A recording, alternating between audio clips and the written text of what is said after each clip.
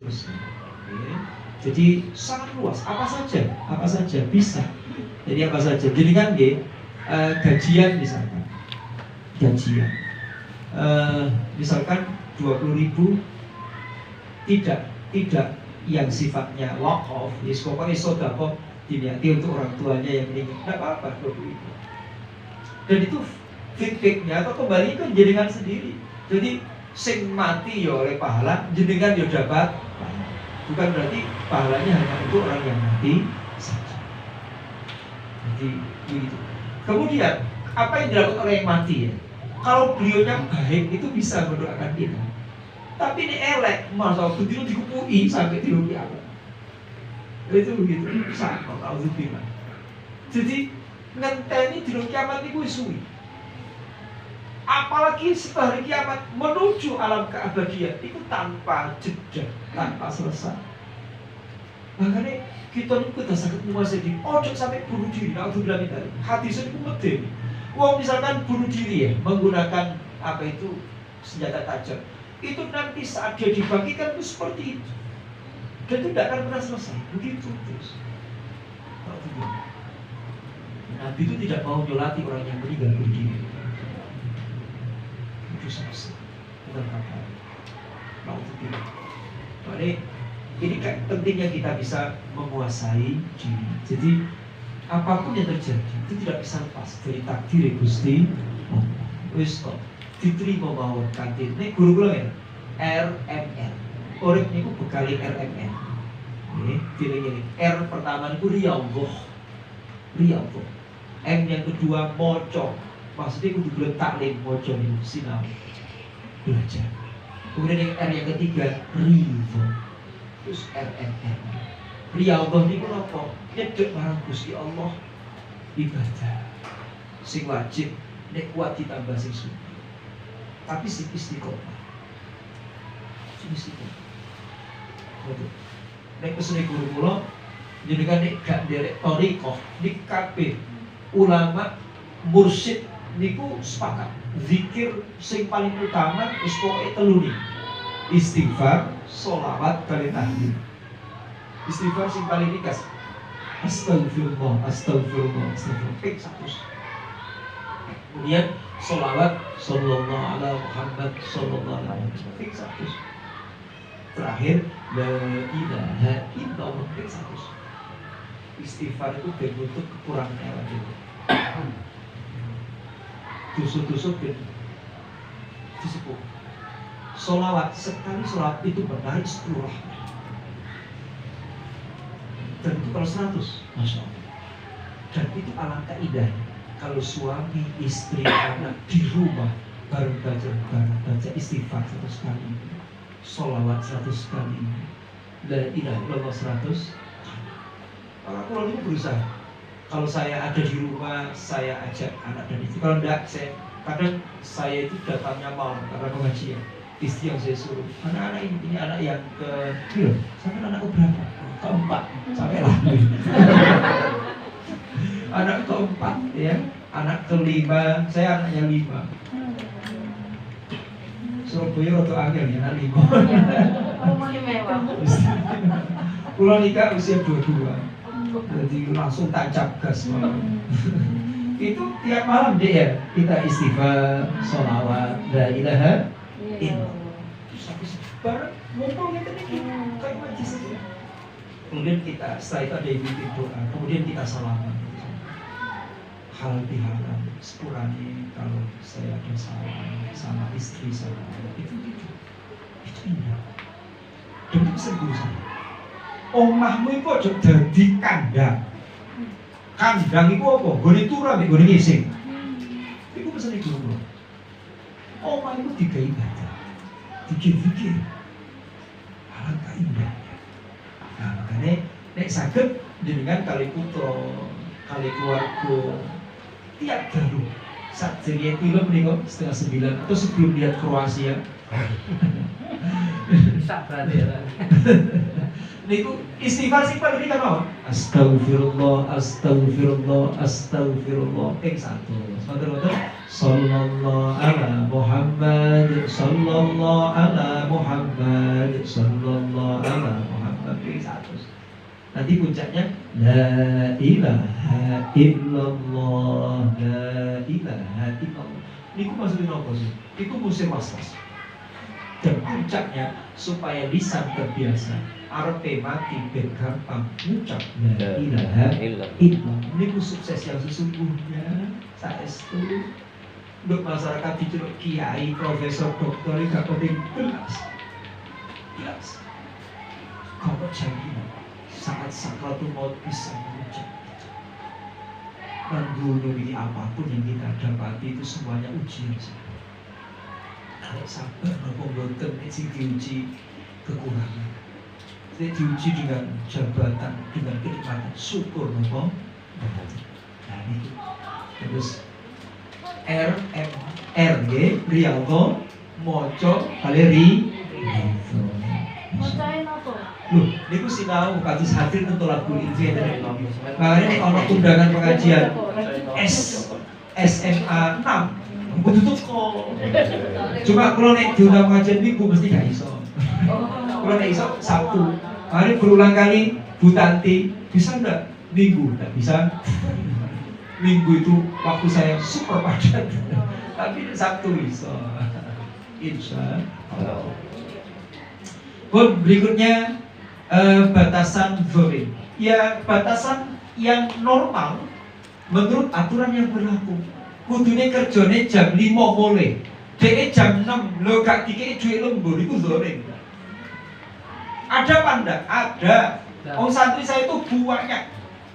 Saya lagi yang mondok di tempat saya itu mayoritas kuliahnya di ITS sama di UNER.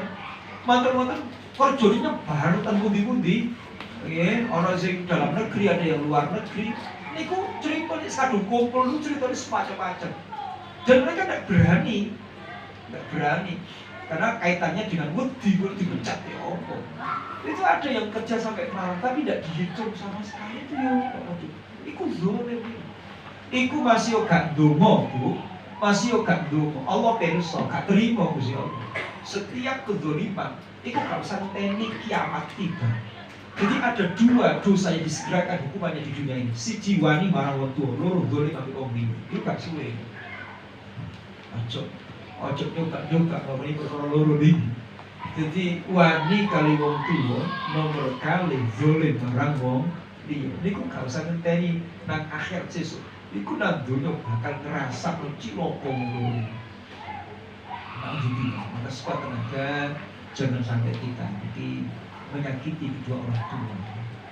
Yang kedua, jangan sampai apapun yang kita miliki itu untuk menzalimi orang lain. Entah itu kekayaan, entah itu kekuasaan atau apapun. Hidup itu ya saling menolong dalam kebaikan dan berikutnya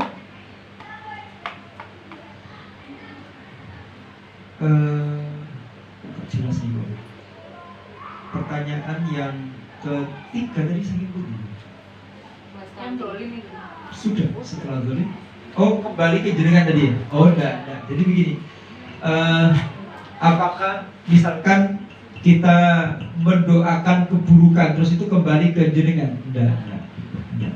Jadi itu saking mangkele misalkan jenengan ngomong, oh tak doa matek tak selamat. itu bisa terjadi. Dan yang parah itu kalau itu muncul dari orang tua ke anak, itu tanpa sadar biasanya. Oh, iya. Tak cuma orang gak enak kondo. Wong tuwa kecil rambut awakmu, tak belani ora awak kabeh, tak sekolahno. Saiki kelakuanmu koyo ngene, titene nak yo sampai kapan tuh kowe gak bakal enak. Lho nek gak bakal enak sing soro yo tuwa kembali. Cuman bunda. Bali iku sing soro wetuane dhewe. Seperti itu enggak apa-apa, Boy. Berkata seperti yo gak apik. Memang harus bisa menahan. Makanya tadi boleh. menguasai diri itu yang kuat. Jadi ndongakno elek itu sebenarnya bagus. Tapi kalau mendoakan bagus, baik untuk diri kita sendiri boleh. Ya boleh. Misalnya, oh mukon yo, muga-muga aku sing sugih. Amin. Kan dijawab ya, Itu Ustaz, ya. egois. Daripada kita mendoakan jelek Iya. orang lain. Modelannya, Riki, modelannya. Mendoakan baik ke diri kita Out of the sendiri box. diijabah. Ustaz, doa-doa itu bisa dibatalkan nggak, Ustaz? Kalau sudah terlanjur Iya, ucap kalau itu sudah istilah terucap. dibatal gitu. Ya di istilahnya dinasah, artinya itu dimohonkan kembali kepada Allah. Tapi terus kadung itu ya. Yang kontene didolimi mana?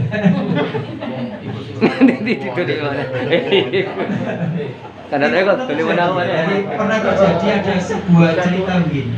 Ya Allah, Akhirnya orang tuanya menyesal. Kalau yang Ya menyesal. Allah Jadi cancel, ya Allah cancel. Wurung ya Allah. Banyak kan emosi tadi kan. iya itu makanya tadi. Kesalahan. Jadi itu bahaya. Nek sangka guru atau sangka orang tua. Makanya coba nih guru itu mandi loh ucapan. Apa mereka guru sing lillahi ta'ala yang dia itu fokus. Ini ku medeni. Cara zaman biyen iku malati.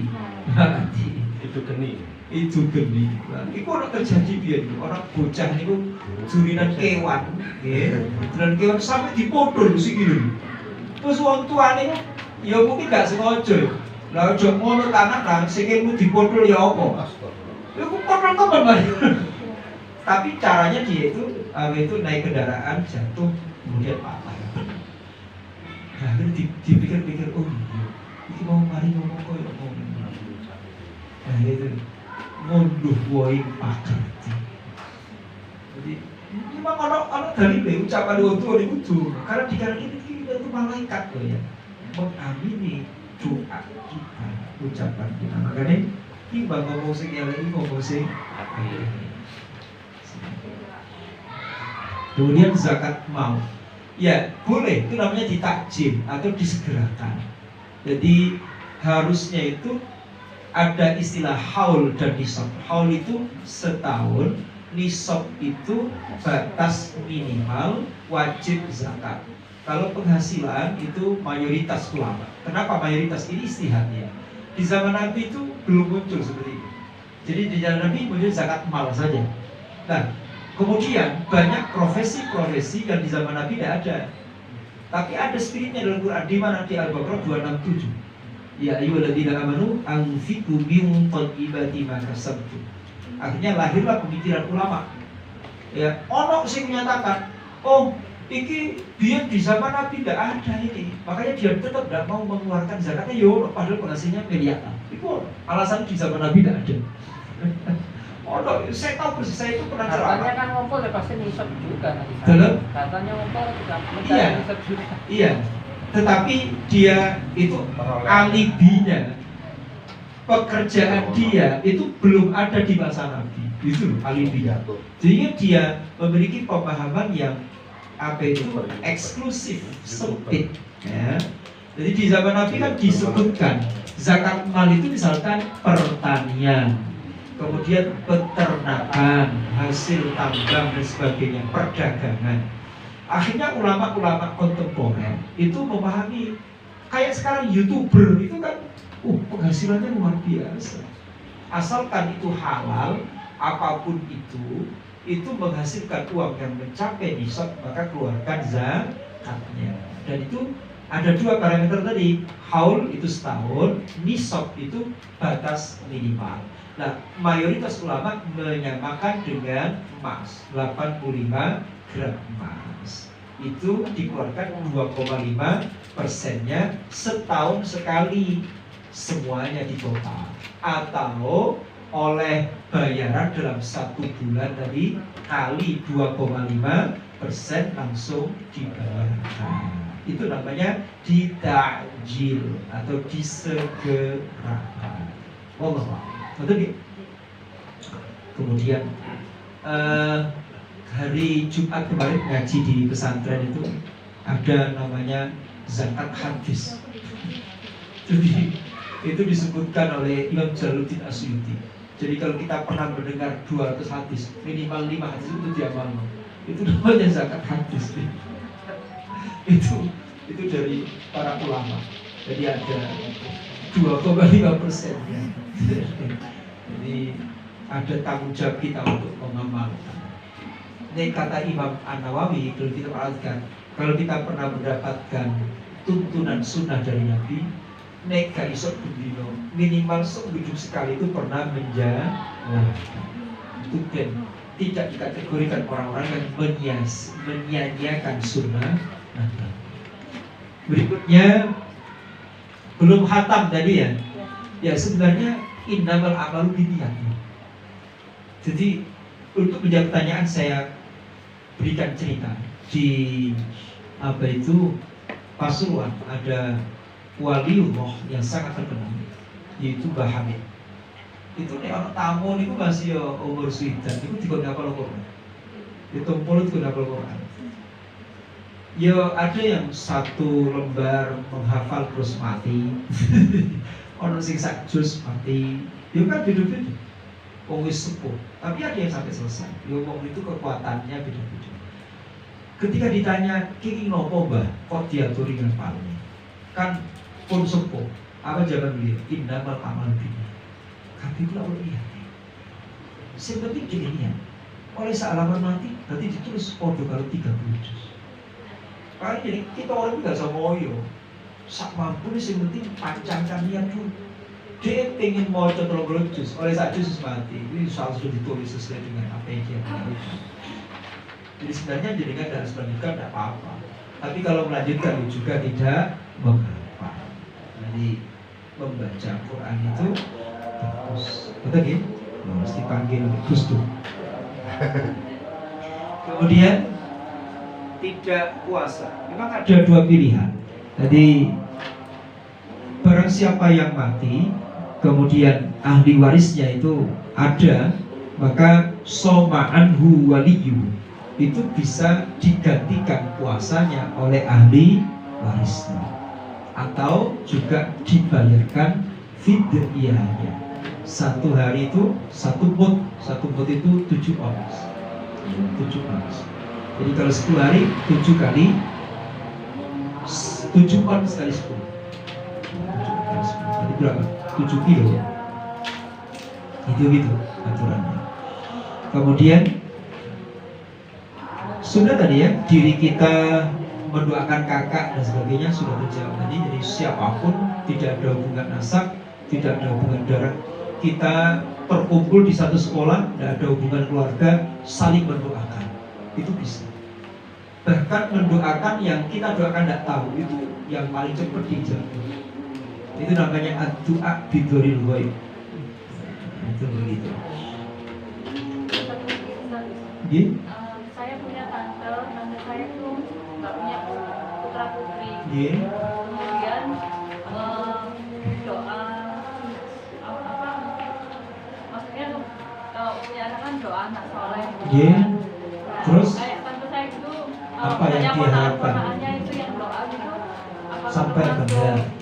Benar doa anak soleh itu akan nyampe ke dalam. Iya, seperti yang saya sampaikan tadi, doa siapapun itu bisa. Cuma saran saya, kalau tante jenengan punya harta, ya, itu kan memang Nabi Dawud, orang yang meninggal itu terputus amalnya kecuali 3. Nomor anak soleh, sedekah ilmu yang bermanfaat. Nah, kalau tidak punya anak, masih ada alternatif ilmu yang manfaat. Apa? Dia punya karya. Seperti Imam Nawawi punya kitab Riyadhus Shalihin. Itu tidak punya anak. Mau bagaimana punya anak, mau tidak nikah. Banyak ulama-ulama jomblo itu banyak.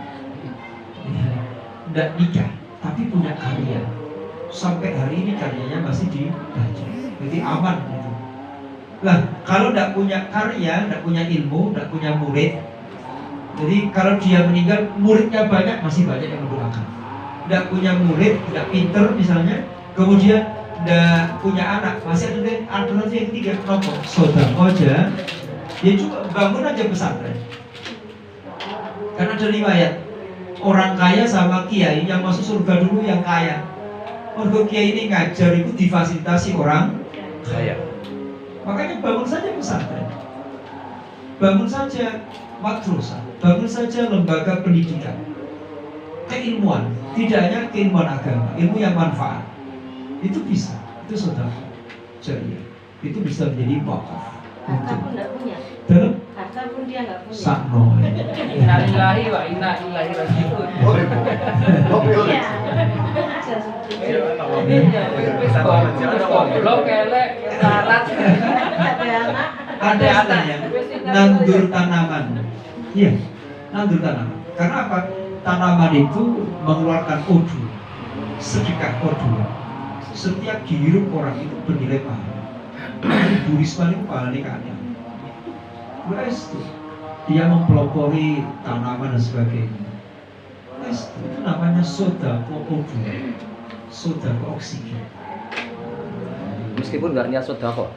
Iya, meskipun dia tidak tahu misalnya, tidak tahu, karena dia tidak tahu, dia nanam saja untuk manfaat siapapun. Itu siapapun nih, ya sebenarnya tidak hanya O2-nya saja. Jadi kan nanam pohon yang ada buahnya, itu dalam hadis jangankan diambil manusia, mohon maaf kalau saya kasar, dipangan codot pun itu sodako. Bahkan dicolong maling itu sodako kan ini terno. Ada butuh-butuh lagi, market no barang. Bebas okir. Bebas okir. Bebas oke.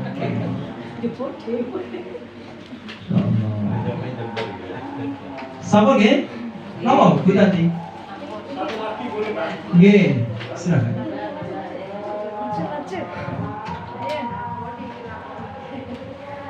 Satu lagi Pak Ustaz. Anak istri.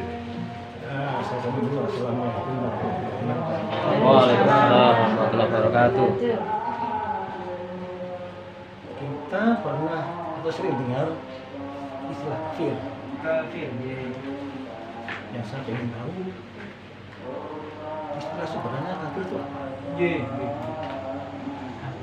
Kedua, apakah kita setelah mengucap 2 kalimat syahadat dan kita seorang muslim, bisakah kita dalam kondisi kafir? Nah, pertanyaan saya, apakah bisa?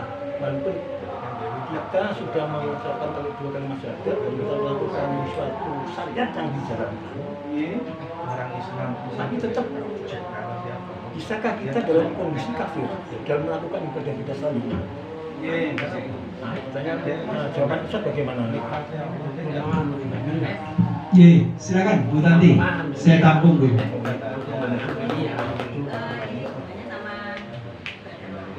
Iya.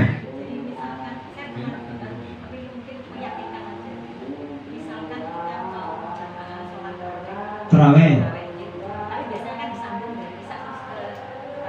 Nggih. Boleh kan makmum. Nggih. Sambut. Iya. Sambut. Tidak ada lagi tambahan. Sampun. Tabrak adzan kok. Iya. Mohon bagi sareawe. Tabrak adzan. A'udzubillahi minasyaitonirrajim. Bismillahirrahmanirrahim. Yang pertama, makmum itu tidak harus sama niat makmum dengan imam. Maka jawabannya boleh. Ya. Bahkan imam itu tidak harus tahu kalau kita bermakmum kepada dia. Nyaman saja. Konsekuensinya, orang kalau sholat ba'diyah zuhur tidak hanya tarawih, ba'diyah zuhur jenengan sholat zuhur itu bisa. Jadi nyantai saja. Nyantai saja. Iya, iya. Iya, iya, bisa. Jadi niat antara imam dengan makmum tidak harus sama. Yang kedua, imam tidak harus berniat menjadi imam. Tidak harus tahu kalau dia itu sebagai imam. Tapi makmum kudu niat makmum. Iya, tinggal nambahi. Selesai dia salam kita berdiri lagi. Pokoknya jangan dikorting. Kemudian tentang kafir. Kafaron itu maksudnya mengingkari. Ya, nanti kalau ada ingkar ke Allah itu kufur juga. Ingkar nikmat itu kufur nikmat. Maka dalam studi Quran, wong mukmin yang dia itu tidak mensyukuri karunia Allah itu juga dijadikan kafir nikmat. Kalau dia tidak percaya sama Allah, tidak percaya Rasulullah itu juga dikatakan kafir juga. Artinya dia mengingkari, itu kafir. Nah memang dalam bahasa keseharian kita itu cenderung kasar. Maka sempat dulu ada wacana kalau orang yang bukan seagama dengan kita, bukan orang Islam, ya katakan non muslim saja lah, jangan sampai orang kafir, karena cenderung itu kasar. Misalnya masuk MC, misalkan acara RT kepada saudara-saudaraku yang muslim dan yang kafir, kan mereka marah. Nah itu begitu. Jadi biasanya dengan memperhalus non muslim. Tapi sebenarnya di Quran ya seperti itu. Jadi kaitannya dengan kafir itu ya mereka yang mengingkari Allah. Layak misalkan kuliah ayyul kafirun itu biasa. Kemudian dalam kufur nikmat sangat terkenal sekali dalilnya, la in syakartum la azidannakum wa la in kafartum inna adzabi lasyadid. Begitu, ada pengembangan lagi tadi. Apakah orang yang mukmin bisa menjadi kafir begitu? Bukan, mungkin begini maksudnya kita dalam jalan syariat. Ya. Dalam kondisi tertentu apakah bisa kita mengalami satu kafiran itu? Gitu. Pintu masuknya itu syahadat. Kalau syahadat dia menjadi seorang muslim. Kemudian apakah bisa menjadi kafir lagi misalnya? Bisa kalau dia mengingkari. Jadi misalkan begini, orang sudah muslim, tapi sholatnya arang-arang, itu bukan keluar dari Islam dah, tapi dia muslim yang fasik. Ya, dia dosa. Kalau dia melakukan dosa besar sekalipun, dia tetap keyakinan Ahlussunnah wal Jamaah itu beda dengan Mu'tazilah. Kalau Mu'tazilah, orang yang berdosa besar itu keluar dari Islam. Kalau Ahlussunnah wal Jamaah, orang yang dosa besar itu orang yang fasik saja. Ya nanti urusan dia dengan Allah kayak apa nanti. Sepenting dia nanti mampir dulu ke neraka. Itu begitu. Tapi ada juga orang yang di situ